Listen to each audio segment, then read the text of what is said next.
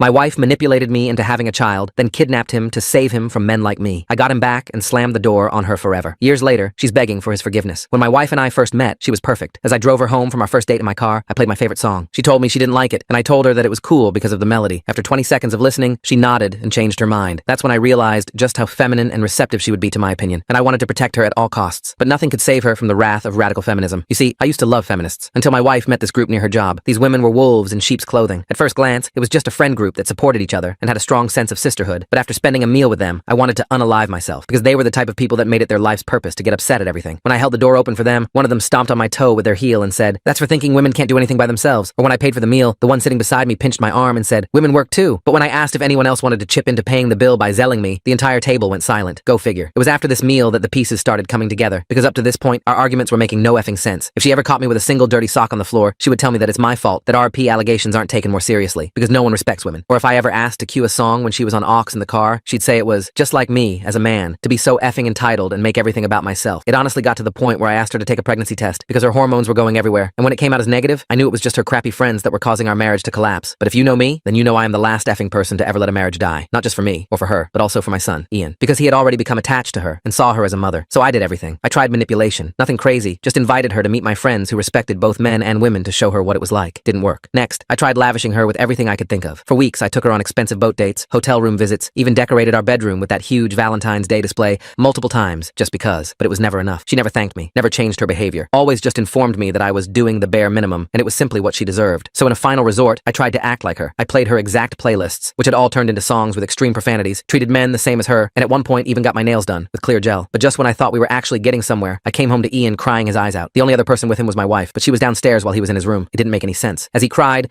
I held him and did the breathing exercises we always did together whenever he got overstimulated. When he finally calmed down, he took off all his clothes. What I saw next made me almost vomit. All over his tiny arms, legs, and chest were injuries, one that could have only been done by an adult. I didn't say anything, just reclothed him and drove him to my sister's place for the night. When I got back, I screamed at my wife for the first time ever. "Was that you?" She looked at me and rolled her eyes. "Oh, here we go. Man screams at woman because of his fragile ego. Did you lay a single hand on Ian?" She looked shocked that I had spoken back. "You should be thanking me. I'm making sure he doesn't turn out to be a shitty man like the rest of this population." I stopped listening after that. If she wasn't a woman, I would have wailed on her until red splattered against the walls. Instead, I took a deep breath. "We're effing done," I said, before walking out and driving to my sister's place. I figured that after the divorce process ended, I'd never have to deal with her again. But I was wrong. Because a few weeks later, her and her feminist circle broke into my sister's home while I was at work. I called the police as soon as the home security detected movement, but they were too late. Ian was gone. My hands shook as I gripped the steering wheel, racing back to my sister's house. The police were already there, their cruisers parked haphazardly in the driveway. An officer approached me as I stumbled out of my car. I explained everything as calmly as I could manage. How my ex-wife had hurt Ian. How I'd taken him to my sister's for safety. How the security cameras had caught movement before they disappeared. The officer took notes, his face growing more serious.